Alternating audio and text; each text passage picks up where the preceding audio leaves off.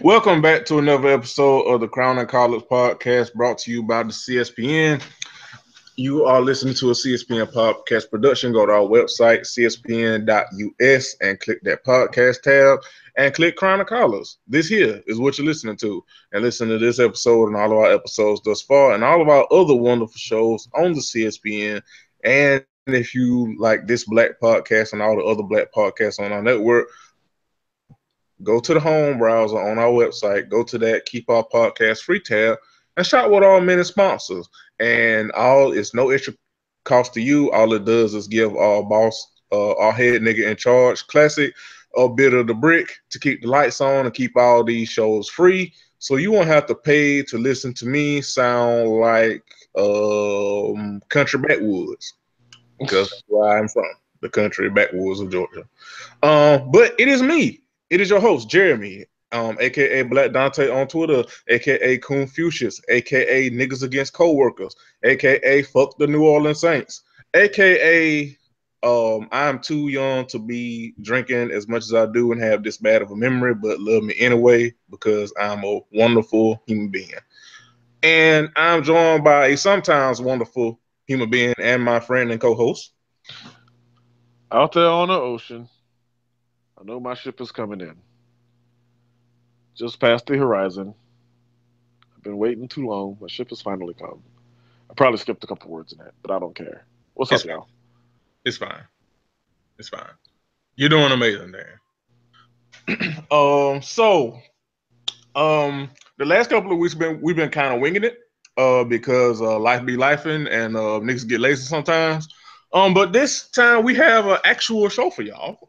Who knew? So we haven't talked sporty sports in a while because um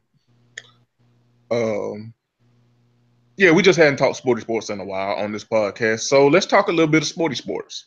Okay. So Did you see the Giants lost again? I did not see that. I Did you did see not. that the Browns lost again? That I did not see. What I did see was that Did you fact. did you see that the Patriots lost in Miami? I saw that on Which the way brings home. I saw that on the way which home, actually. I think this is really worth talking about because that was actually Tom Brady's opportunity to even and look, I mean I've said this before, I'm gonna say it again right now. Quarterbacks do not possess win-loss records, people. It's not like pitchers, um, where the pitcher takes the blame basically, um, when he gets the losses and he takes the credit when he wins because he actually kept the other team from scoring. And that shit works in baseball. It don't work really in football like that. Yeah, we hype it up like that, but that's not And really. it's a 2002 game. You can look up the box score. It's a 2002 game. It was Texans versus Steelers. It was the Texans' first year in the league, and they won this game on like a fumble return and like two pick sixes. And if you go look up the box score, it shows David Carr, who completed three passes the whole game. Three. No other quarterback threw a pass. He completed three passes out of 10 or some shit like that. And next to it, on his season record, they will show that he has a win in a notch in the win column for that game where he completed three fucking passes. And it's the greatest example I have, and it's the only example I need to fucking show why quarterbacks don't own win-loss records. Anyway, Tom Brady has played 16 games in Miami against the Dolphins. The Patriots have won 7 of those games, and going into last night's game, they had lost 8. So this was Tom Brady's opportunity to even up the score in Miami, so to speak. And assuming he played one more year there, they probably would have won that game, and he would thus, God, it pains me to say this, but he would, in the eyes of many statisticians and shit, have a winning record in all NFL stadiums he's played in. Except they lost the game, and now he would have to play another 3 more years to even that score up. And I think that shit is delicious because every time I looked up, Tom Brady was either getting hit or it was a ball he threw that didn't have no zing on it, or it was getting picked off. And I don't know. Shout out to the Dolphins for pulling that off. They got they I got didn't. issues. Go ahead. They got issues of their own, which to say they started a young man by the name of Jay Cutler at quarterback. Um, But they overcame that. They overcame it to the tune of 27 points en route to a victory. It kept them in the playoff hunt in theory. They one of them teams that's in the hunt, but they're like all the way at the bottom of the list. And I think they were there going into the game too. I think losing that game would have just pushed them out of that altogether. Like they wouldn't be on that graphic no more. But yeah, they still could get to sit in the hunting table, which is really nice for Yeah, Miami, they I like guess. it's like that family that comes over for Thanksgiving late as hell and bring a plate. Yeah, that's pretty much the Dolphins at this point. I did not see this game because I had to watch reality TV for my other show, Ratchet Ramblings with Candace. But I did, Oh, so can I tell you more about that game then? and I assumed that the Patriots were gonna win, so I didn't watch it. When I saw when I saw the box score, I was like, "Oh, okay then. All right, Dolphins. Okay." Yeah, But they won the game. And can I tell you more about that game? The Dolphins did it with a really good balance of passing and rushing. Jay Cutler played mostly mistake-free football. All of his passes didn't quite do what they needed to do, but I don't think he had any turnovers in that game. They had a couple 3-and-outs and shit, but yeah, they had a really good balance of complementary football. The passing game was complemented by the run game. It was supplemented by the defense and the special teams. And even Bill Belichick said so, that they lost all 3 phases of the game, which happens every once in a while to the Patriots. Even usually early mid December, they blow one of these games. Sometimes they don't. Sometimes it's in November, but usually you can count on them to blow one of these second half of the season type games in this manner. And I guess in that way, it's good that they got it out of the way, except that the Patriots wound up, I mean, not the Patriots, the Steelers wound up winning that great Sunday night game. yes, And so now the Steelers are in the catbird seat. some of that I did see. I did see that great in its entirety. I did see that great game between the Rams and the Eagles. I'm going to go ahead and tell you right now. I've been saying this all year. It has not been a joke. And listen, I don't have no beef with Eagles fans. I've been saying this consistently. Eagles might fuck around and win a Super Bowl. That was before Carson Wentz got hurt. And I'm going to say this. Okay. And I'm going to say this. Eagles still might fuck around and win a Super Bowl. No, they won't. let me hold on, Eagles fans. Let me do y'all a favor. I know so few of y'all are listening to this show. Let me do y'all a favor right now. Because here's the thing. I don't want y'all to have y'all's hearts broken. If you listen to the show, I assume you're a friend of either me or Jeremy. And if it's that your friend of Jeremy and not me, that's okay. Hi, I'm Dan. Nice to meet you and shit. You can find me on Twitter at Dan Chrism. Come on, promotion. Come on. Please don't get y'all hearts broken in this episodic way. Look, I know Nick Foles had that wonderful 2013 campaign where he had like 27 touchdowns and 2 picks or some shit like that. I know that that's a thing that happened. I also know he was replaced not long after said 27-2 season for reasons having everything to do with football. Listen, man, I'm just trying to help people, man. Like I tried to help people last year, but Nick Foles is your quarterback, and see the problem with Nick Foles being your quarterback is basically the tautology of the fact that Nick Foles is your quarterback. Nick said tautology. Go, come on. It's shitty of me, and I admit this. I'll be the first to admit it, that I'm explaining the phenomenon by using the phenomenon to explain itself, basically. But y'all seen playoff Nick Foles before, and if you got a long memory, you remember at minimum that playoff Nick Foles wasn't that good. Yo, real quick, push pause. Don't lose that train of thought. Since you used the word say it again. Tautology? Yes, there you go. Since you used that word, did you see what Screaming A. Smith said the reason people call him Screaming A. Smith is tied to racism? I did not see that. No. Hold on. Why pray tell would Stephen A. Smith think such a thing? Gee. Life's great mysteries. I got nothing for you on this. Anyway, back to me helping Eagles fans out, because that's what I'm trying to do here. Just trying to help y'all out. Look, they won a hell of a game Sunday afternoon. I seek not to take that away from y'all as fans, from the team as a staff label and the motherfucking crew, or none of that. That's not what I do. I don't shit on accomplishments for the sake of shitting on accomplishments, because I mean that just makes you a fucking hater. And I mean, there's things I hate, yes, but that's too much even for me. So what I will say is, again, Nick Foles is your team's quarterback, and y'all have done great to overcome a lot of these injuries, like at left tackle. Sproles is out for the year, the middle linebacker's hurt. Y'all have done really good to overcome those things, and to still pull off that victory against St. Louis was impressive. Very. But you're about to enter this phase in life.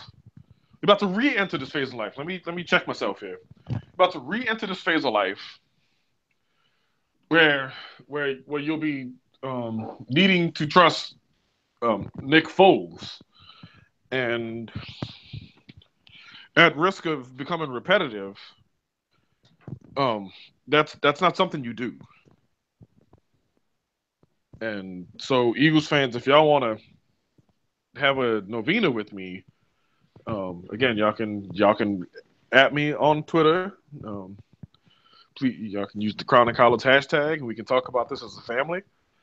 But what I don't want y'all to do is I don't want y'all to get trapped in this notion of we can still do it. Here's where I would much prefer you to be. If it happens, it will surprise us, and it will feel great in the moment, and it'll feel great much longer thereafter.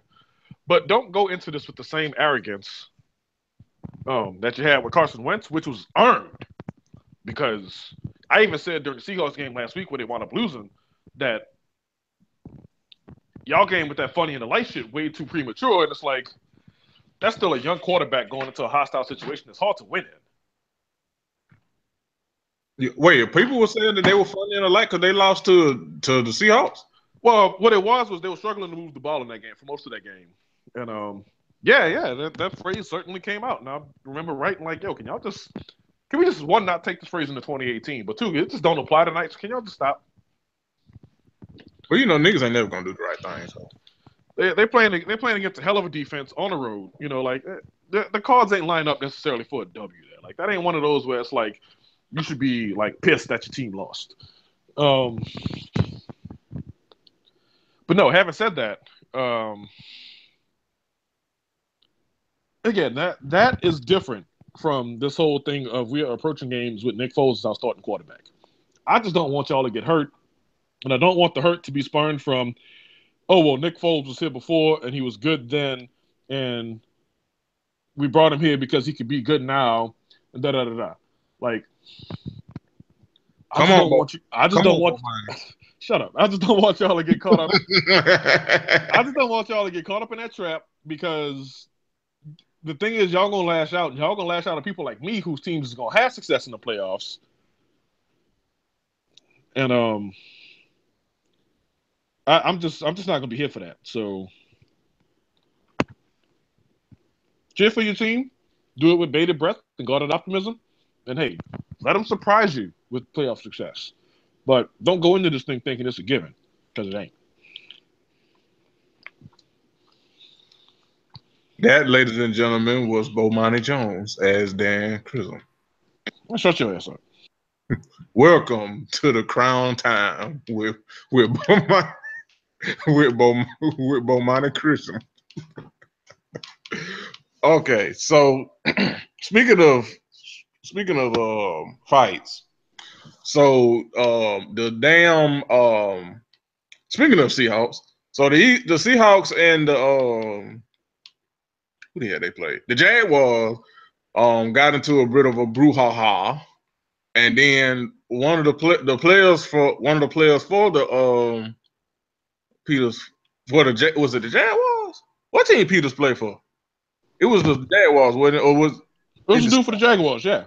Yeah, the Jaguars almost went into the stands and reminded the fan that they are indeed a fan and not about this life. Bruh, let me tell you something right quick. Let me finish this shoe right fast though. Oh boy wasn't going in the stands. He needed to threaten it, like he was going to do it, but he wasn't going in the stands. A lot of reasons. One, I never heard of that dude, so I'm assuming he don't get paid that much. He need all his. Two, to quote Bomani directly, he looked like he can't go back All-Star. Like wherever he is from, he can't go back there. So he needs to keep his druthers and his shit together. Number 3, and this is how we knew he wasn't going over. Dude put his hand on the shoulder, and that was enough. Oh, talking about old buddy that was right next to him, the one with the shirt. Yeah, dude with the yellow jacket on, the event staff jacket or whatever it was. Yeah. Going with the crossing guard jacket. Yeah. Part-time crossing guard. Dude put his hand on his shoulder. That was enough to make him rethink and get down. Or not get down, because he wasn't never up. But I was going to say, his big ass wasn't never. He tried. I get that. I'm going to tell you, though, his big ass could have cleared that fucking railing in a matter of seconds, and not a big number of seconds, if he really was about that smoke. But again, he got too much to lose, and problem is, the fan obviously is never going to be allowed in that stadium again who threw the shit at him. But and they're going to find him, because it always works that way. They always find the fan who threw the shit, and they always send him a certified letter saying that you can't come back. Right. So they be having a goddamn Twitter CSI for that shit. They just got real good cameras, and they got people roaming the security line. Security's roaming the whole time anyway, so. Yeah. So it's easy to spot this motherfucker. But why would, as a fan, it was just so stupid. Like, why would you do that? Now you can't come to the game no more. Now you known as the stupid ass fan that threw a goddamn. Didn't he throw like some goddamn some cheese or some shit, or a hot dog or something? Wasn't that what he threw? He threw something that looked like popcorn to me at first glance. I couldn't tell what it was. And to everybody saying he threw a beer, there were 50 seconds left in the game, y'all. They stopped selling beer at the end of the third quarter. Yeah, that wasn't no beer. It was some, but it wasn't no beer. First off, and then secondly, beer costs like $10 or more at the stadium. Soda costs $4.50, $5, $6 if you get the big ass collector's cup. That's the thing you can throw to spare. Not only that, that's the thing you probably stopped fucking with a quarter and a half ago. It has mostly become ice and former ice and just mostly water anyway. That's faintly colored like Coca-Cola or. Right. You ain't throwing no shit that costs something, dog. Right. And if you are, you a motherfucking fool. You throw a beer in 2017, nigga, your math is bad. Get your priorities together. Going a goddamn beer in 2017. What are you doing? Are you okay? Are you okay? No, the fuck you not. That's not America for you. But so he's never going back to the Jaguar Stadium. And I don't know, man. Depending, he might get banned from all 32 stadiums because they all talk. They don't play about that shit. I'm glad. I don't think anything. I don't think that old boy gonna get suspended, which I'm glad, because that's the thing. Like fans get real familiar and real cozy with this kind of shit, and it's like, okay, now he old boy might not have been about that life, but you gonna fuck around and eventually run into one of these damn players that's about that life, and it's not gonna end well for you. Mm-hmm. One that made enough to where he feel like he got something to lose, but can afford to lose it. Right. And don't like your ass calling him the N-word. Oh boy, oh no, baby, what you doing? It's coming down the pipe, boy. It's coming. It's gonna be one that done had enough one day, and one of these fans that think they got the big head and think they, because I think it's like sometimes like as fans we get this kind of like weird like ownership of the players and shit, like we own them or some shit, and it's gonna be one motherfucker that ain't gonna have that's not gonna be with the shits one day, and it's gonna be malice in it won't be malice in the palace, it'll be malice in Madison the stadium or some shit, and it's gonna be, and I'm gonna just be like, I'm gonna be eating sunflower seeds like it's cold ass game, dog. Right, cold ass game. That's what you get. Like leave Niggas people get beat up alone. every day. Right. Right. That's how I'm gonna be like, niggas get beat up every day, dog. Damn shame what they did to us, dog. Yep. Let's see. And Alone. That includes players. They are human. Leave them the fuck alone. yeah. So moving on real quick. I want to give a quick shout out to John Boy's SB Nation. John Boy's does a thing called Scoregami, in which anytime you have a final score that's never happened in a football game before, they call it a scoregami. I might be pronouncing that wrong, but I don't care.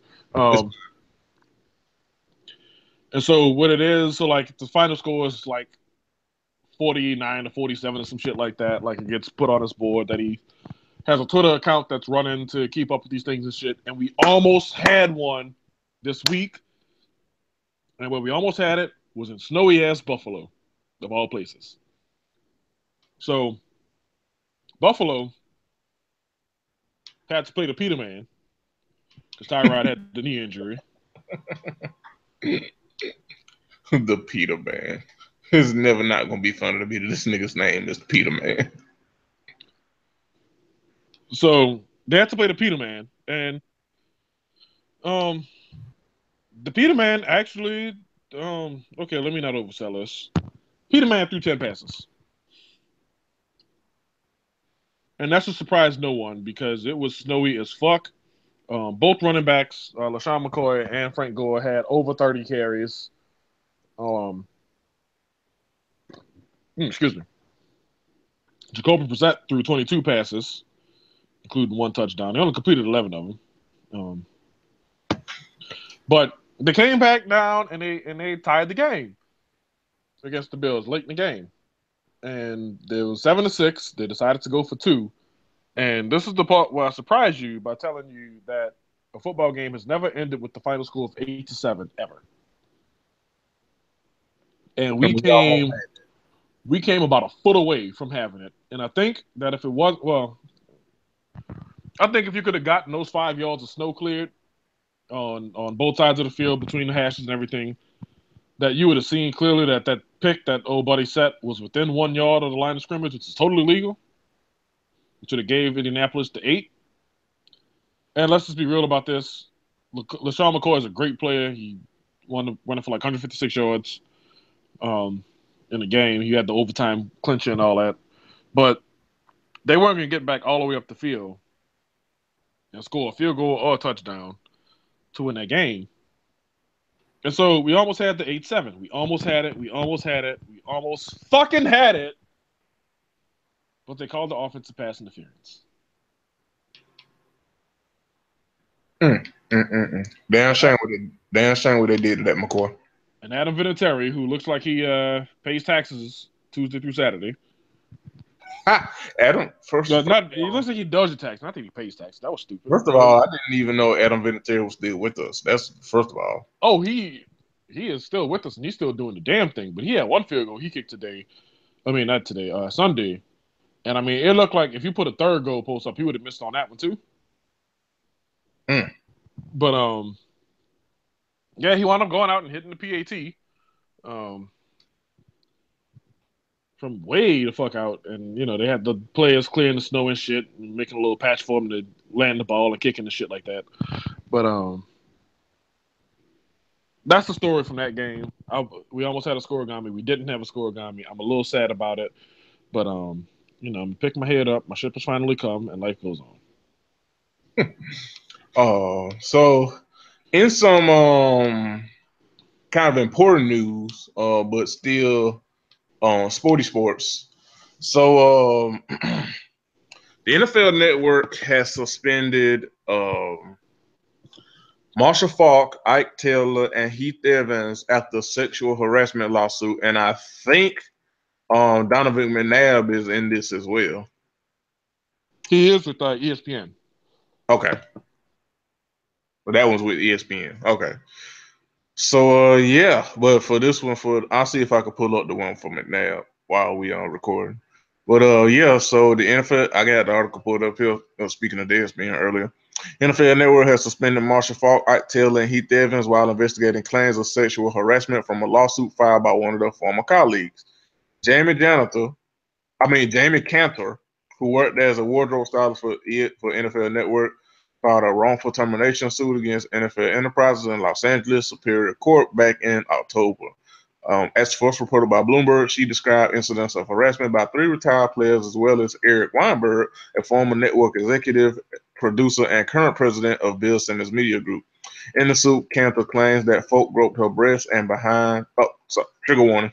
And asked deeply personal and invasive questions about her sex life. She said that both Taylor and Weinberg sent her inappropriate pictures, with Taylor additionally sending her a video of him masturbating in the shower. Cantor also noted that Weinberg said on one occasion that she was put on earth to pleasure me, and pressed his crotch against her, asking her to touch it. She also described receiving explicit texts from former NFL Network analyst Donovan McNabb, who currently appears on ESPN.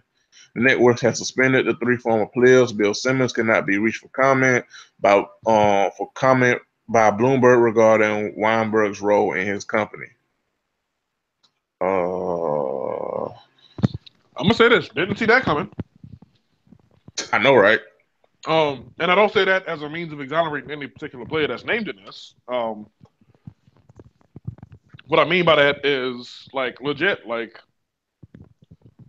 yes, I mean, we're at a absolute watershed moment in Western society where, busting out sexual predators is like the thing that we're doing. And I don't say the thing we're doing to be dismissive. I mean it like nobly, like legit. Like, people are speaking up and they're filing their claims, and they're, having their voices heard, and, increasing accountability and all these other things. And in the NFL, I mean, obviously very male dominated. Again, she worked in wardrobe, which I'm not saying that that's like prototypical or expected or anything like that. But as far as like the power dynamic, and this is where I really want to go with this, where you have this on-air talent consisted of guys who played the game, been around the game for a really long time, and then you have somebody who is really there to do a job and happens to do her job for the NFL network. And so she's feeling the grips of this twice over, because I don't get the idea anyway that like she was somebody who was like looking to become like a studio analyst or looking to be a writer or anything like that. She legit wanted to style these folks, and she did. Right, yeah. You take up a styling job as a styling job, not as a styling job for the NFL necessarily. And so I what I'm struggling with here is like why those guys saw her as someone who should be party to like their power plays and their dynamics and power amongst like women who obviously never had the opportunity to play the sport like at a professional level or anything like that. But who write for the sport, who cover the sport, who analyze the sport, and so forth. Versus this woman who, again, by all accounts, was not that. She was there to do a job and then like skedaddle. And so for them to find the time to harass her, and I don't get the idea that she was sticking around like having like locker room talk with these dudes, like trying to, hey, what'd you think about like the Bengals-Bears game or nothing like that? Like, I don't think that was the dynamic that was present there. And with that in mind, like, why these guys would go there with? I mean, why would you go there with anybody? Granted, but like, how they decided? Oh well, she's the mark, and these guys all talk. Let's not be ambiguous about this. These guys all talk. The it's guys who do the morning show, the guys who do the evening show, the guys who do the fantasy football. They all talk. And the wardrobe person, I'm sure, is there for a couple hours. Here, a couple hours there, a couple hours the next day, and so forth. But I don't know. It just smacks me as strange that like multiple guys would pick on the same person in this way, who again is this person who happens to not have like that known confirmed connection to the sport and is doing the job for the sake of doing the job, not doing the job for the sake of being like around the sport. I think honestly, and I'm not even being funny when I say this, and I'm not saying this to be dismissive or make light of it. But I honestly, like with all these predators, They did it because they felt they could. I mean, like Yes. that's kind of the gist of it. And then it's kind of like I said, like the whole boys club thing. Like if you think about like some of the stuff that we seen come out recently about like these dudes in Hollywood, a lot of these dudes preyed on the same woman. You know what I mean? Like it's kind of like this creepy ass like boys club thing where it's like, oh you, you got her, you had her, well I can have her too, and like it's really like fucked up, like how they view women as like commodities and shit like that. Like I said, like this like sick kind of like boys club thing and shit. Like it is really sick. But you know, that's kind of like the long and short of it. Like they harassed this woman, you know, and when I saw this story this morning, like I tweeted this, it's like all of this, like I said, like this like watershed moment that we're having. This is a result of us socializing our boys into thinking they can do whatever the fuck and treat girls and women however the fuck and get away with it. Like this is, this is kind of like, chickens coming home to roost. It's like we socialize these boys into thinking they can do whatever, and we socialize girls into thinking that, oh, it's just boys will be boys. Well, this is kind of the result of this. Like when we perpetuate that shit and we teach boys that and instill that in them with no repercussions. Well, he's just, boys will be boys and all that shit. Well, That's just how they are. Like, no, right. This is, that's how they were made. Like, right. This is how boys are made and programmed. Like, he likes you. He's being mean to you because he likes you. Or he's bothering you because he likes you. Like, this is the result of that. Like, I mean, and then the flip side of it, what, a man can't be a man, and it's like, yeah, like that. Who said it had to look like this? Right, like all of this is the result of that shit, and like a lot of people don't like to talk about it because it's not fun. It's not. And I get it. Like you can't be mad, quote unquote, all the time. Look, I get it. Whatever. I get it, but this is kind of a result of our years of socialization and how we raise our boys. So I don't think this stuff is gonna stop. It's like every day something new is coming out. There are no heroes, and yeah, I hope that the people that this is affected by continue to speak out. Also, they don't have to speak out if they don't want to. Just know that people are with you, and I hope that this is a wake up call to a lot of people that to change their behavior or reevaluate their behavior and do better and learn better and be better. I say that with bated breath because niggas can't do the right thing to save their goddamn life, but I still have a little bit of hope that motherfuckers can get it together, and because this shit has to stop. Like it's long overdue. We being completely fucking honest. It's long overdue, but we got to do better, and we have to do better for women. We have to believe women. We have to protect women, and also just not on top of the fact that we should do better because it's the right thing to do. We should do better to protect and uphold women. Just be better fucking human beings. Like that should be like the real goal. Like we should be better as human beings and better as a society. Like this shit. Like just because this was quote unquote the way things were and and all this other shit. Like, if you see that the shit is fucked up, I don't see why changing it and changing behavior would be a bad thing. Right. I don't get why being better is like, what? We have to be better? Why? Like, nigga, you want to be stuck in the same place all your goddamn life? It makes no damn sense to me. Right. But yeah, so and I'm pretty sure there's more stories about like this in the NFL and about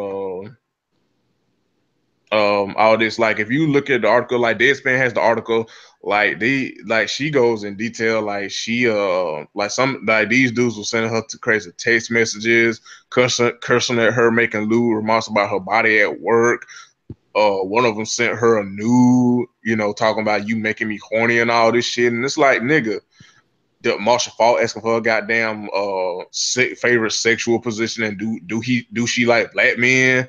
And then fucking, I think I saw earlier McNabb talking about, are you a squirter and shit? Like just shit that is just for common goddamn sense.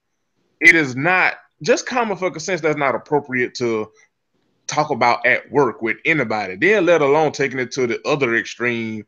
Well, not extreme, but you know, to a next level of actually harassing somebody. Like, what the fuck is wrong with you? All right. It goes into more detail, and it's very deep, graphic and stuff. And I don't want to trigger anybody even more than I probably already have by reading it. But if you get a chance, if you want to, like I said, Deadspin has the article. They have the actual affidavit. So if you want to look at it, I may put it in the show notes. I may put a link in it, or Classic may put a link in it with the show notes. But just men got to do fucking better, dog. Men have to do better. Men have to do better. This is not. It's never been up for debate, to be perfectly honest. But and especially at this point, it's not up for fucking debate, dog. Men have to do better, and that's just the black ass bottom goddamn line. Correct.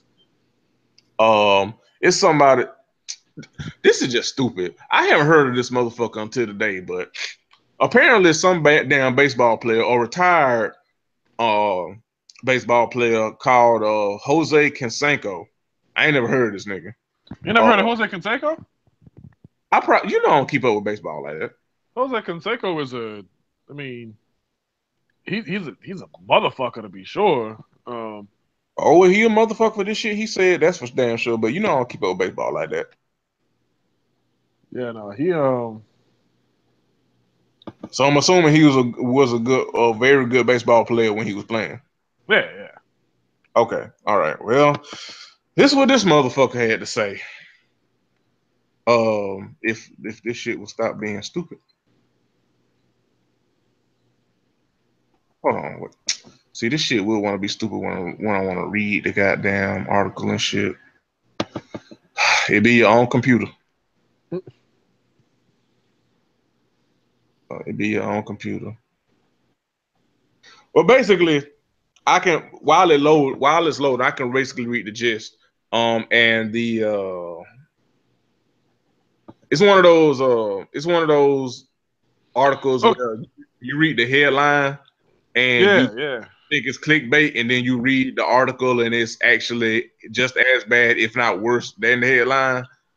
So Jose Canseco says that sexual misconduct accusers are racist against ugly men.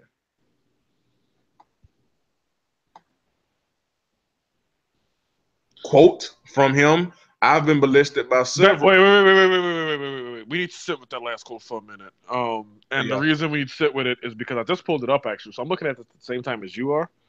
From the rap. And I'm looking at USA Today, but okay.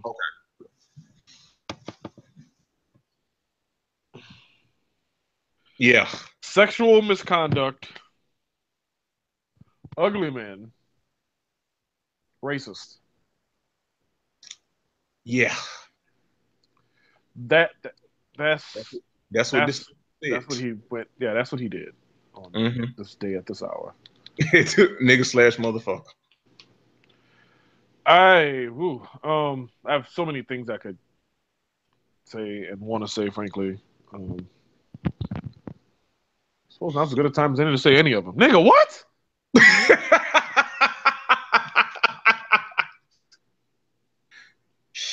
Yeah. What in the fuck are you talking about, dude? Like, no. Like seriously, like what in the fuck are you actually talking about? Like race what? How did you get here? Again, this is one of those times where the article did not lie with the headline. Like, what the actual fucking hell are you talking about? Racist again? First of all, do you even know what racism is? Do you know what racism means, sir? and racist against ugly men. What? What? If we, we hadn't done this in a while, but he gets the Tyrese Memorial, nigga, what the fuck was you thinking award? Cause nigga. What? That I have seen a lot of stupid shit in my years of interneting. But this might take the cake. It's up there for sure. Cause nigga, what? What? What? Racist against ugly. Okay. All right. He tried it. He tried the ever loving fuck out of it. I'm gonna read the article I got. Like you got to pull it up from the USA Today. It probably is the same kind of shit, but yeah, more or less. Jose Canseco got his juices stirring over the recent onslaught of sexual misconduct allegations against powerful men, offering his own bizarre #MeToo moment. And opinioning that women who complain about sexual misconduct are racist against ugly men. The former baseball player still don't make sense. The former baseball player who was at the heart of the steroids controversy hit up Twitter on Tuesday to offer his thoughts on the topic, divulging that he too had been molested and it was kind of a turn on. Oh boy. Quote, what is going on with all these politicians molesting women? I've been molested by several men and never complained. Well, I mean, I've been beaten by women, taken advantage of by women, and molested by women. I never complained, but it was such a turn on. Canseco went on to insult the looks of politicians who's been accused of sexual misconduct, likening them to a bag of boogers. I quote, I see the difference because I was a good looking guy and these politicians look like a bag of boogers, Canseco wrote. These women complaining against sexual misconduct are just racist against ugly men, he continued.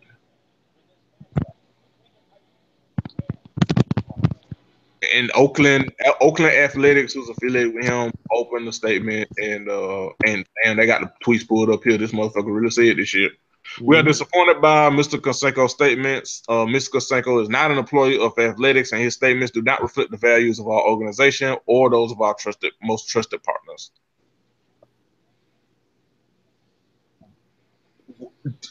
Yeah, did you see where he got off the? Why y'all just worried about my tweets? I'm just a dude trying to pay my bills. Look at who's running the country. See me trying to pull it off. Right, I saw it. I saw it. And you know what's sad is that the bar is so low that worked for some people. It does. But nigga, what? What? That is the hottest of takes I think I have ever fucking seen in a long time. And I've seen a lot of hot takes over my year of interneting. But goddamn it, that might take the cake there. It just damn might, because Jesus fucking Christ. Bruh. Wow. Wow. Just wow. Wow. I think wow is always that can be said. Yeah, I agree. Yeah, you know, I think that's an appropriate. I think that's an appropriate wow. That's all you got to say. So moving on. Well, before I move on, I just want to say, stop being dumb in public. Jesus, goddamn Christ. God, that was so fucking stupid. God, Jesus. Okay, so in small victories news, so resident pervert motherfucker R. Kelly's house, one of his homes here in Atlanta, was burglarized recently, and they got his ass for everything. They cleaned this motherfucker out for everything. All right, so let me ask you something. Are you happy about this? Yes. Good. That's why I say small victories. Next topic. Listen, if we can't get the motherfucker in jail, and or shoot him, which he deserves, at the very least, I can celebrate this pity that this motherfucker got robbed. Hell yes, I am. His ass for everything, nigga. This motherfucker went on Instagram and posted a goddamn video showing. Listen, they had his house up there looking like Tank. Oh boy. Listen, please don't take my fucking furniture. That's what the fuck happened. They clicked this Oh, nigga.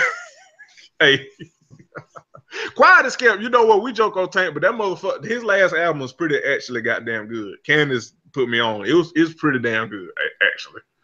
But yes, they clean R. Kelly out for everything. The only thing that can make this even sweeter is if it was one of the houses where he was holding those little girls in his coat or whatever. That's the only thing that can make this even goddamn sweeter. And that those girls got away. That's the only thing that can make this even more delicious because it is always and forever fuck R. Kelly. Dawg, this nigga on his damn Instagram video, this motherfucker up here looking sad as shit. This nigga up here looking like he in this looking like how I'm sure Aaron Hall looks at him after R. Kelly stole Aaron Hall's career. He is looking that goddamn sad, and it is fucking delicious. It is motherfucking delicious. So small victories. If we can't get the motherfucker jail time, at least people can clear out his time, his house and time. And it from what it appears to be, it's probably somebody. He was saying it's probably somebody close to him, which makes it even better. right. Cause fuck that nigga. Yeah, So really bad confession time, but there was a R. Kelly song that I kind of held on to because I thought it was about some like grown man, grown woman shit. And every song of his has a reference to some childish shit. Like you can't hear the song and not hear like a reference to like a small child or whatever. Right. And he had that joint, A Woman's Threat, that came out on, I want to say TP2.com back in like 2000 or thereabout. Yeah. And it's just him and the piano and the basic little metronome tap basically. Right, and the bass. Yeah. And I was examining, was doing this obviously I was trying to be a better version of myself, shit like that. So I'm going through and like I'm listening to this one song and it's like I deleted all of this, like I don't have none of those fun songs anymore. I had that one song, like that was it. And I was like, okay, like this was some shit about like some real life ass, like, hey, don't get caught out here slipping with your significant other because they'll get you in ways you don't want to get got and caught up in shit. Right. Man, I actually went and listened to the song, like actually sat and listened to it. You believe this nigga had a fucking nursery rhyme interspersed in the middle of this song, bro? Not really a nursery rhyme, like a children's story. He made reference to something, you'll return home and you'll find that all your porridge is gone. And it's like, dog. Yeah, the bridge. Yeah, that's the bridge. Yeah. Like I had never really like paid attention to that because again, like I was so into the song where it was like, if you don't stop, someone's gonna take your place, someone's gonna get your check, someone's gonna open, someone's key's gonna open your door. Like, and then when that bridge come, he get to that damn nursery rhyme. Cause that damn show nursery rhyme. Yeah, the bridge. Dog, and I'm gonna tell you, dude, I feel guilty as shit that I just noticed it. But at the same time, like I feel like empowered by the fact that I've noticed it. And I'm like, all right, that's it. That's the like. This is Will Smith standing in the empty house on the last episode of Fresh Prince of Bel-Air. It's over. It's over. There is no more. Like I'm officially like my hands are completely washed. Like, and I was able. You was like, this the one song where this motherfucker ain't being a perv, and then in actuality, yeah. Because I mean, when the shit came out, this was this big story. Like first in 01 and again in 03, and I think by 03 I was mostly done with him. Like. I feel like I was mostly done with him, like right away, like sight unseen. Just like, nah, that ain't the dude that I'm finna like jam to, like in that way. Like if I'm at a party and somebody plays, ain't nothing I can do about that or whatever. You got the little party songs or whatever, and that's just that's a byproduct of the fact that the nigga made party songs. Yeah. But as far as like my actual like conscious sitting and listening to this shit, like I was off that. Like I said, I had this one song where it was like, all right, this some grown ass like real talk type shit, and nope. Right, you thought it was, and nope. This nigga, even in that context, this motherfucker still being a goddamn perv. Because that is a children's line, right in the middle. And then what fuck you up with it is, he saved that for the bridge. Like that's the middle of the damn song. After he done like the bass of that damn song is fire. Like, right, you pulled in already at that point. Right, the bass of that song was fire. The like you said, the lyrics is fire. You pulled in already. Then this motherfucker get to the bridge and like go on some damn kid shit, and you like, you bastard. Dog, completely fuck. It didn't fuck my day. Let me not overstate this shit. It just really was just like a, damn, that fucking happened, didn't it? Kind of moment, you know? Right. Where it's like, you know, like Kyrie hit the 3-pointer and LeBron blocked the shot. It's like all that shit actually fucking happened. Like, and I mean, in that case, it's like, oh shit, it's just basketball, whatever. I mean, these are all guys that, you know, these are people who are easy to cheer for, whatever. So they are competing. Somebody had to win, somebody had to lose, whatever. You know, you make whatever heads or tails out of it you got to. But this was like, yo, this was like on a peak of controversy. And I just never said nothing about the fact that I listened to it because it was like, that's between me and my headphones. Like, you know, I'm not riding around here like bumping this shit, like making like a public service announcement out of it or nothing like that. But it was a song where I was like, oh, you know, you talking about some grown people shit. It's kind of a good way to keep you grounded, keep you humble in your relationships or whatever. It's just one song of many that serves that function. Now it's a song that just doesn't anymore. Like I'm off it. Like it's finished, over and done with. Like there is no more of that, and not in my playlist. Hell no. He was like, this the one redeemable song from you creepy ass nigga. And then lo and behold, actually. Right. But yeah. But speaking of some justice, so the officer that murdered Walter Scott has been or is going to be sentenced to 20 years in prison. Motherfucker should have got life for the conniving ass shit he did, but Correct. You will get no argument from me or anybody with sense or anybody that's black on that, my friend, unless they're coon. But we don't fuck with them anyway, so fuck them. But yeah, he is going to. Let's cross our fingers because you know they could pull the okie doke and pull some shenanigans, but it's looking like Michael T. Slager, motherfucker, bitch ass nigga. He will be facing 20 years in prison after and it was sent. This came down on Thursday that he will be facing 20 years in prison. So on the one hand, yay, but on the other hand, like this, like after all these cases of black men and black women and black children that have been murdered by the cops, this is like one out of what 200. Right, one out of too many. One out of all the rest of them. Fuck. Right, one out of all the rest of them that will actually receive justice.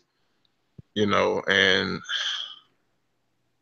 I already see that they're using his family. I think his mama was like, I forgive. She forgives the officer and stuff. You know, they already have started kind of like, you know how they use like black pain and black mamas and black families and stuff where they forgive and then they be like, well, see, they forgave. Now the rest of you black people have to forgive. And it's like, fuck you, you know, because you don't really care about that family anyway. You just want the rest of us to shut up. Right. So they've already started that, but you know. All right, because you're on that level, I'm not gonna give it to you easy. Nah, how you like that? Exactly.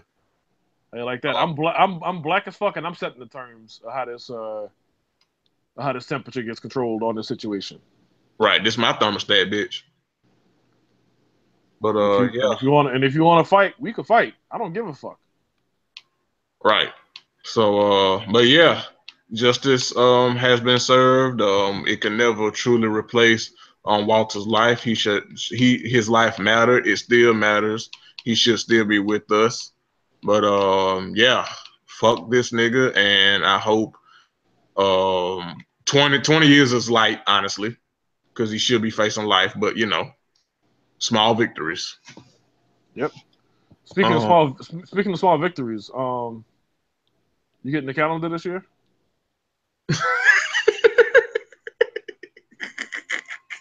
I'm getting the calendar. In fact, I already have my calendar for this year coming up because 2018 is right around the corner, niggas. In case y'all. This year flew by fast as fuck. It kind of needed to. Honestly, yeah. I'm not mad about that, honestly. I'll tell you what ain't gonna be on my motherfucking calendar, but might be on yours is glamour shots of one Rachel Dolezal. Rachel Scamazol has a glamour shot calendar out. I don't know who the fuck her target audience is. Apparently, the first batch of them sold out. So you know hotels buying this shit. Okay, you're right. Shit, I got nothing. That's the kind of college for y'all buying. You look. Hey, listen. You gonna hate me for this after I say this, but I love you. I hate you already right now. Anyway, yeah, go ahead and say it. Get it out. Look. You know the Ancanellis don't gonna buy this shit. You already know. You already know the Ancanellis bought this shit. I quit the show. Who? Look, the Ancanellis and white people. Who the fuck else is buying this shit? I'm curious what the white people's angle is. Like, what are they getting out of this? Like, what's their payoff for owning? Probably just to be petty and piss off black people. That's the only tangible. That's the only thing I can see that makes sense. Because otherwise, why the fuck would you buy this shit? But yes, this scamming motherfucker is releasing a Black History calendar with pictures of herself and Black History quotes next year. And like Daniel, so terrible.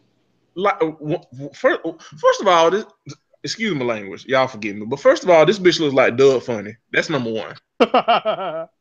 Number two, Hoopst wants to see. Well, I mean, obviously somebody because they bought the shit. But and child, whoever bought this shit, you need Jesus. But Jesus ain't enough to get him on the main line anyway. Look, call on him. Get in front of some people. But yeah, so she's posting this damn y'all. The first on the article, I had the article pulled up from BET.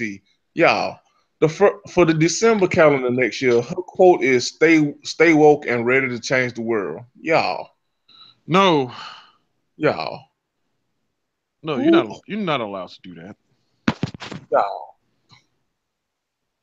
first of all, who the hell is getting inspiration by Rachel Dolezal? That's number one. And like, dog, and listen, orders open up on Black Friday. Nigga.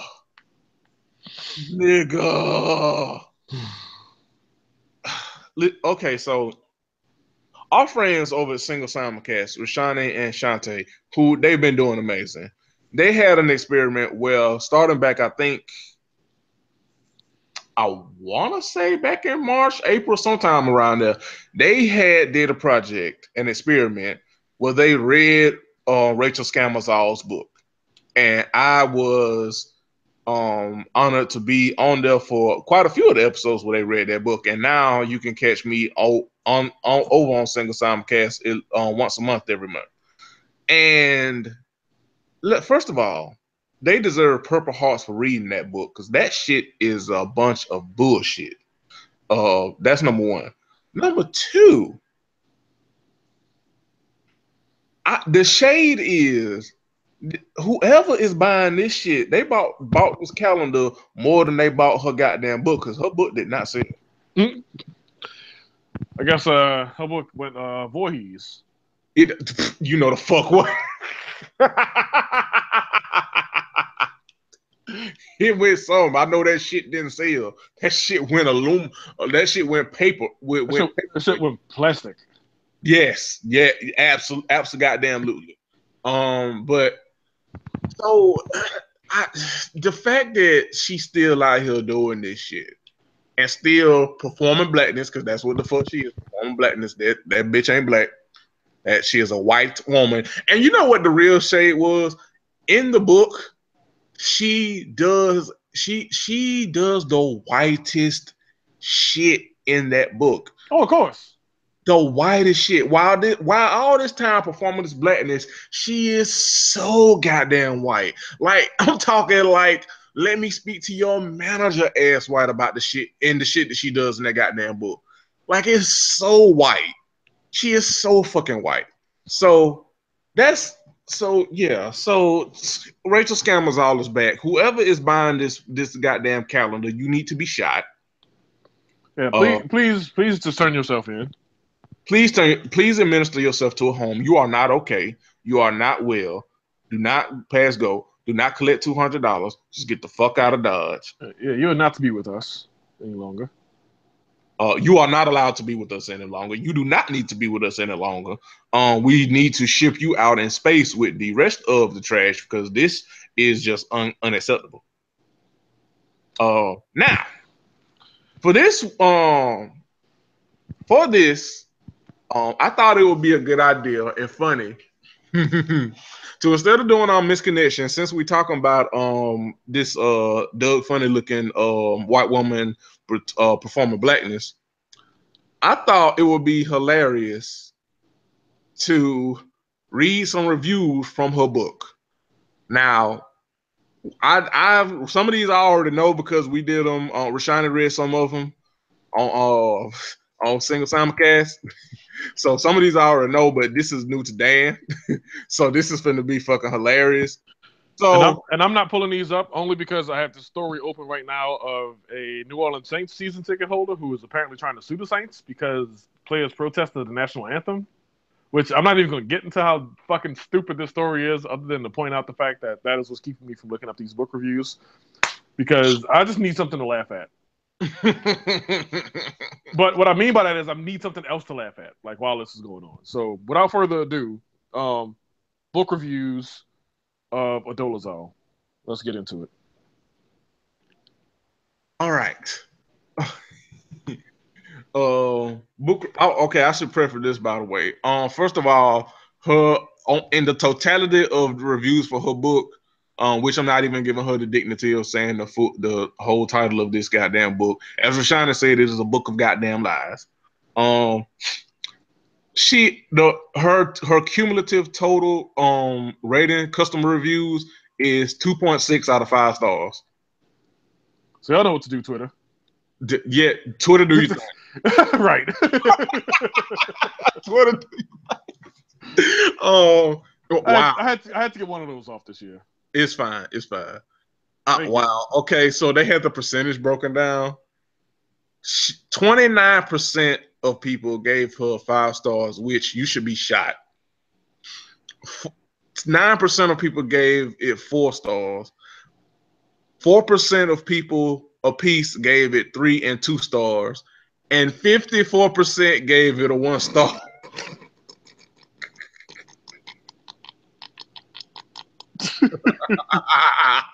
So oh my god, let's do this. I can't wait. Save Your Money by Barbara S. Save Your Money. I stopped reading when she wrote that. And by the way, if you haven't, of course, all listeners haven't read this shit, or if you haven't listened to Single Simulcast, this is gonna be spoilers. But again, it's gonna be hilarious with some of these reviews. Also, you should be listening to Single Simulcast. Like I said, Rashani and Chantel doing great work over there. Go back and listen to the episodes of the Book of Lies. Laugh. It's gonna make you mad because this bitch trifling, but it's gonna make you laugh. The commentary from the guests, it's gonna make you laugh, including myself. It's gonna be a fun ride. Okay, now back to reviews. Save Your Money. I started reading when she wrote that doing her household chores as a child was the same as the institution of chattel slavery in America, making her an indentured servant, and this caused her to endure the same experience as black slaves. I stopped reading, so I don't know if she ever addressed her stories about being discriminated against that were proven false. Oh boy. Oh, trust me. They read. Trust me. I'm just making this motherfucker admit it. I just stopped reading. I was done. Like, listen. There was no more of her story I cared to fucking hear. Listen, they read the fuck out of her review. Let's see. It's one that got the bit that it's one that pretty much reads the entire fuck out of her, and it's the best review, but it's long, so I ain't gonna read that. Let's see. Wait, are you only reading 1-star reviews or? Oh, I'll read. I'm kind of going as I go because I ain't gonna read all of these. No, the reason I ask is because like I don't know if you remember the Three Wolves Moon shirt that was sold on Amazon, but a lot of people left it 5-star reviews, and that's what a real comedy was. Like not the people who left it 1-star reviews because it was a terrible shirt, but the people. Yeah. You know where I'm going with this. Yeah. Oh yeah. Yeah, you're right. So yeah, I will read. Yeah. So if it's some 5-star reviews that are just like trashing the fucking book, better. Yeah. That would be the real shade. As a matter of fact, I think Rashana read one of them. Read one of them. But let's see. Let's see. Ridiculous in the extreme. Oh, what? Mind-boggling disturbing by Bob Jones. You can to Willie James. Oh, I congratulate Dolezal for writing what is the most laughable attempt at self-analysis I have ever read. Her back pattern stories, parentheses fantasies, are as hard to swallow as is her self-aggrandizement. I'm pretty sure I fucked up that word. Forgive me. One gets a pretty clear picture while reading this book that the author is not okay. The writer's style itself is next door to moronic. If you could suffer through prose that is impossible to follow, cast aside any chance of understanding it, this is the worst and makes me wonder who is making money off this and how. I need to get in that business. Oh boy. Save your money. If there was a 0-star, I would have marked it. More lies from this, quote, traumatized person. Anything to make $1. She lives in a fantasy world. Very true. Yes. Let's see. She... oh dear. Oh dear. Idiocy. She once again proves the idiocy of the feminist left. More of their identity is a social construct. She's white. Get over it. Shut the fuck up, Rachel. Okay. All right. Weird. 2 stars. This book was just weird. I have not other words to describe it. She literally justified her feeling blackness based off seeing Africans in National Geographic magazines. She also compared her having to do chores, parentheses, living on a farm, to indentured servitude and slavery that was forced upon African Americans. Oh dear. I wish I could say it was a disappointment. Less than 1 star. So confused by her rationale and her timelines within her childhood. Her oatmeal story, while upsetting and disgusting, reads like it was taken out of Mommy Dearest. I had hoped that while her having her own platform to tell her story. Sorry about that. I had hoped that having her own platform to tell her story, her own words would make sense of it all. However, all I get is poor me, no hindsight, no remorse, nothing but self-pity. Yeah, I'm gonna try to find a 5-star review that's making fun of her. They are reading the fuck out of her. Can I? While you find one, can I read a review from Laura Voorhees' book? Yes. So remember, her book is called True Light. Now, every word I say after this, except for when I say True Light again, has a comma after it. So I'm just gonna read the shit as if the commas aren't there. True Light, a superior take unto the premier haloing of tenuation. Readily available, True Light provides a resource into times motived and vestuved authenticate revelation. That's the title of her book. So the review goes, what is art? Are we art? Is art art? Laura Voorhees' much ballyhoo literary debut is a fearless promenade into dementia. A Gertrude Steiner's masterstroke of deliberate bathos scribed in the percussionary vocal cadence of vintage Shatner. Unrelenting in tone, True Light, a superior take unto the premier haloing of tenuation, readily available. True Light provides resource into times, motifed, and vestuved authenticate revelation. Centers on a young Ecuadorian donkey tamer thrust into insufferable marketplace warfare circa 1960s Colombia. And boy, oh boy, what a read. Enjoy your Pulitzer, Miss Voorhees. This was quite simply the greatest book ever written of all time by a margin so wide that no book pen past this point could even remotely compare. You want a difficult read? This book makes Ulysses look like a Tyler Perry screenplay. You want commas? You're in luck because this book has more commas than words. It has so many commas, I thought my book was rated. The commas broke my Kindle, which is a relief because I never have to read again until the universe reaches maximum entropy. It's that good. I mean, look at the title. There are words that didn't even exist until Locke summoned them onto print. Genius. You know who else creates words out of thin air? Babies. And what is a baby if not God's opinion that the world should go on? Carl Sandburg said that, and I believe it's the underlying motif of Voorhees' chief d'oeuvre. In summation, they should have really followed up on an episode where Zach and Lisa started dating.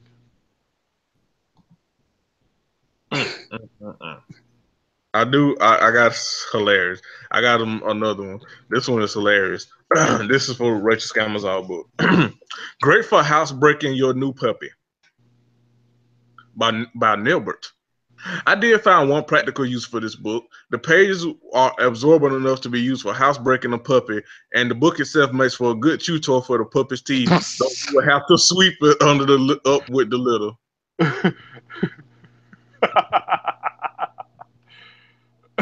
The thought of people turning books into chew toys just fucking kills me every fucking time. Like, I gotta read this. This is from Alboro Shiny. Book of Lies, 1 star. I'm hate reading this book now, and this was on June 15th. I am hate reading this now. I'm currently on chapter 8 of a book that goes all over the place except the truth. I'm reading it on so other people don't have to.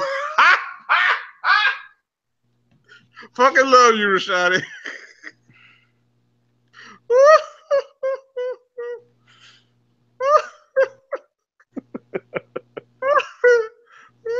Oh Lord, have mercy. Here's a 5 star. Oh Lord. Where to begin? Rachel Dolezal may be nuts, but oh hell.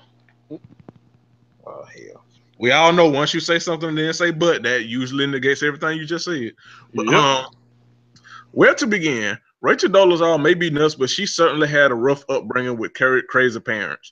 Normally, one would think that she is exaggerating, but watch the interviews with the parents on YouTube and you will agree with me. In any event, her life and opinions, no matter how I may disagree with them, make for an interesting and entertaining read.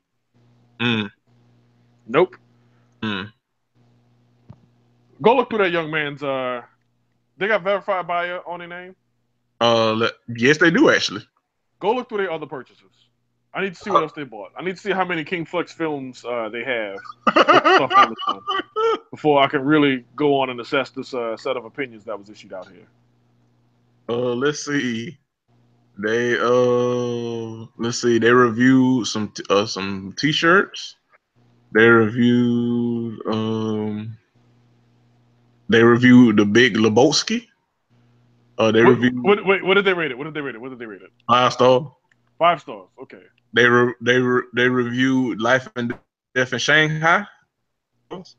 They reviewed The Room. 5 stars. Oh.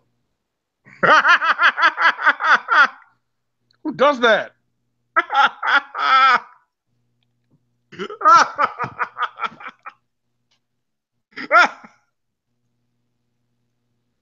They rated The Book of Appetizers.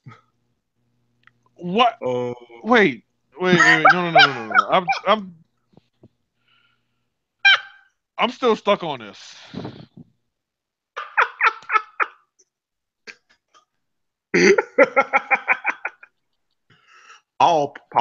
This motherfucker wasted their time rating The Room. Have you seen The Room? No. Okay. Here's what I need you to do before we crack the clock on 2018. Find a way to watch it. It might be on YouTube. Matter of fact, it might be on YouTube.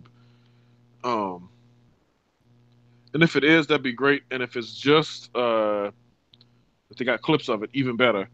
Because this is not a movie you want to sit through in its entirety. But yes, please watch The Room if you can. And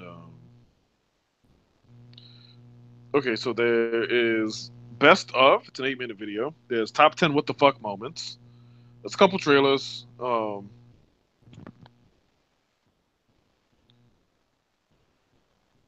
Yeah, okay, there's a lot of content here if you just type in The Room 2003. And this fucker who rated Rachel Dolezal's book and made a butt statement in doing so rated that movie 5 stars. Okay. Yo, dog, I have to read this review. I don't know if they being facetious or not, but I'm just gonna read this fucking review of Rachel Dolezal book. Let's hear it. Yo, okay. Yo, this motherfucker said by Amazon customer. So they knew better than to put their real self on here because they knew. But this motherfucker said 5 stars. I am now a proud black woman. This book let me delve into the mind of a true and strong black woman. And thanks to her, I know that I too, as an Asian man, can become a proud soul sister. This is so sarcastic. Yeah, it's gotta be sarcastic. Gotta be. And you should believe me because I totally bought this book. That gotta be sarcasm. Gotta be. Has to be sarcasm. Dog.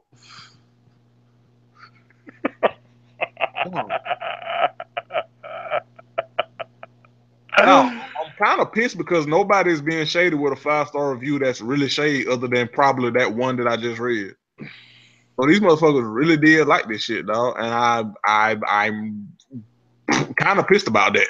Yeah, I'm kind of annoyed too, actually. Like, nigga, what? Like, what? Are y'all okay? No, y'all are not. Oh man. Oh wait. Do we have one? Do we finally have one? No. This one. It's the title is shade, but the review is praising her, which you fucked it up. You had one job. You had one goddamn job. One motherfucking job. Right. How you start off the title with shade and then end it with praise? Motherfucker. You had one job. Yeah, all these shits is praising her. So the real comedy is the 1-star reviews, because these, yeah, you motherfuckers do y'all even sarcasm, bro? Like, what the fuck? I'm gonna read a couple more of these. I'm gonna try to see. I'm gonna try to get some good funny ones in. Let's see. God damn it. One white lady put her face to this review, and you don't want to see it. She looked like that damn Keaton mom. Oh. I wasn't gonna let us go on this goddamn podcast without at least mentioning it. Cause what the fuck? What the fuck is correct? Oh, 1 star. A cash grab by a lying lady. Away for an unemployable liar to make money. Don't waste your time or energy on this scam. Whew. Oh shit. 1 star by somebody named Robin. Kuko. America has a really bad mental health system. It allowed this woman to slip right through the cracks for multiple years. But she does prove that a person with a mental health condition, in spite of media portrayals, will not physically endanger themselves or immediate bystanders. She held a job as a professor for several years and was an officer in a chapter of a well-known civil rights organization. Under any kind of pretenses, both accomplishments do take time, organization, and commitment. Several statements in this book can't be taken seriously, but here's hoping that she finally gets the help that she needs. Well, that person is a lot kinder to me because I hope this motherfucker gets no help. Let's see. I'm gonna see. Yeah. 1 star. Can I be white now? What the fuck? That has to be by a black person. Has to be. But the person's name is Chelsea. That has to be a black person. Let's see. Let's see it. Yeah, that has to be. Yep, it's a black person. Yeah. It was a black woman. Yeah. Always coming through. Good job. Yes, yeah. All right, so you kind of get the gist. Like, if you need a laugh, go through and read the reviews for Rachel Dolezal Book of Lies. Shout out to Rashani. And I think that's a nice way to wrap up. It is. Thank y'all for listening to another episode. This is 149, which means next week is 150. Might be the last show of the year. I think 150 is a nice, good round number to end on. I don't know yet. And I can't prove any of that. Yeah, I think we should. I think we can take a break after 150. We deserve vacation. Yeah, because it's holidays and shit. And I mean, the show don't fall on those days necessarily, but I mean, they fall right after them days. And if you're doing holidays like I'm doing holidays, I'm planning to drink during these holidays. Yeah, they ain't gonna be getting checks, so. Yeah, so I'm gonna be getting checks and I'm gonna be drinking when I'm not getting checks. So I say all that really to say don't look for me. I might show up, but don't look for me because I might not show up. Correct. But yeah, I think next week will be our final show of the year. So look out potentially for a guest. Look out for potentially a longer than usual show. Though I'm not gonna say a long show necessarily. And look out for just more of this Southern goodness, man. That's really the long and short of it. That is correct. So yeah, I think that's a nice way to close out. Say no to coworkers. Again, niggas against coworkers. Say no to coworkers and it's holidays. Say no to group dinners. Yeah, say no to fucking potlucks. God damn it, cause nigga. Whoa! Hold on, player. Say no to potlucks and mixed company that you don't know that great. Say yes to potlucks if it's gonna be black as fuck and cool and shit. Those potlucks is cool, but yeah, all the other potlucks, yeah, say no to those. Cause my damn coworkers, and they niggas, so that makes it even makes it even worse. It's like the betrayal. But yeah, all potlucks, yeah, fuck that shit. Keep your hands to your motherfucking self. Do not be a pervert, curvy motherfucker out here. As always, listen to women, believe women, treat people right, and yeah, I think that's a good note to say we out of here. We out. Peace. 100.